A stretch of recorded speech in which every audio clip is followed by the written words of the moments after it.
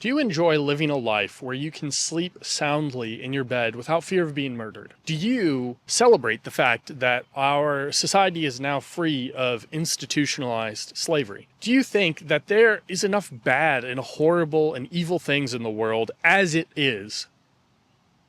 Because the powers that be are trying to get rid of pennies. And the economic experts think this is a good thing. Here's the reality. There's at least three major reasons why getting rid of pennies is going to really hurt society. The reality is that economics is hardly even real, okay? Economics functions by having each economist pick a different prediction of what's going to happen with the economy, and then so one of them at least is right, and then we can say economics are real. So let me talk about the first thing that banning pennies is going to do to society. Number one, it's going to hurt the crackhead economy. Okay, what do I mean by that? Well, crackheads need money to buy their meth, their crack, their weed, right? And how do they get that money? Catalytic converters, AC units, abandoned construction sites.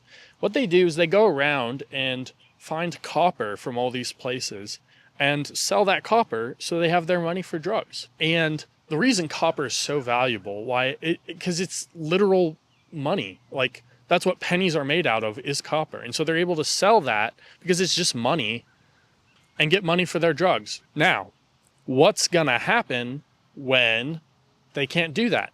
They're going to come into your house at night while you're sleeping. All right, you're going to pull out your low caliber firearm and try and put a stop to them. That's not going to stop a meth head, okay? They're just going to keep coming at you. They're going to use their crack powers, pull your head off, and steal your money. All right? Because these people think it's a good idea to ban the penny. All right, and I feel like that alone should be enough to steer our policy in a different direction. On top of that, I want to talk about how that is going to bring back slavery.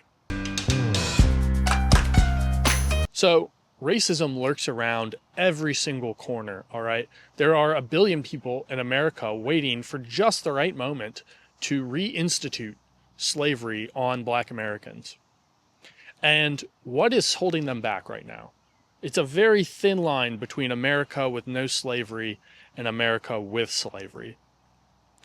And what's holding them back is that they think, oh, I'm going to go and institute slavery again.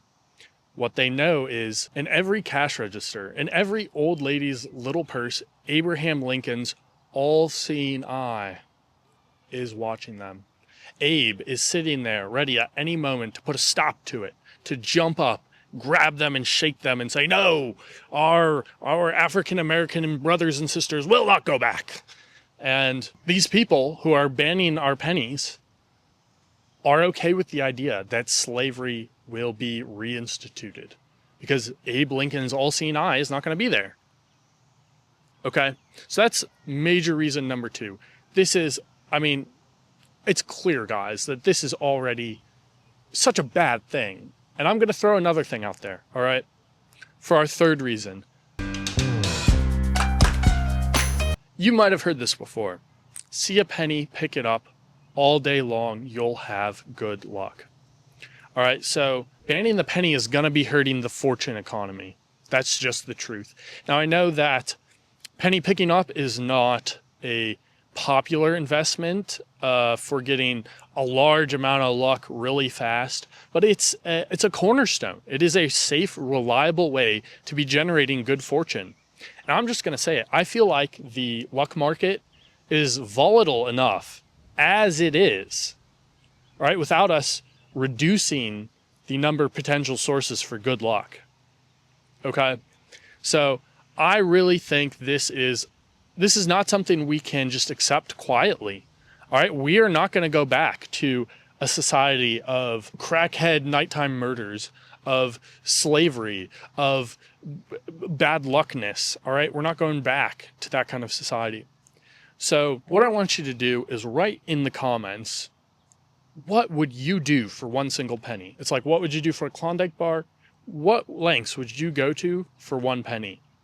Write that in the comments. What I'm going to do is I'm going to print all those comments out, and I'm going to take them to the 2nd District Soil and Water Conservation Manager or some similarly important political figure.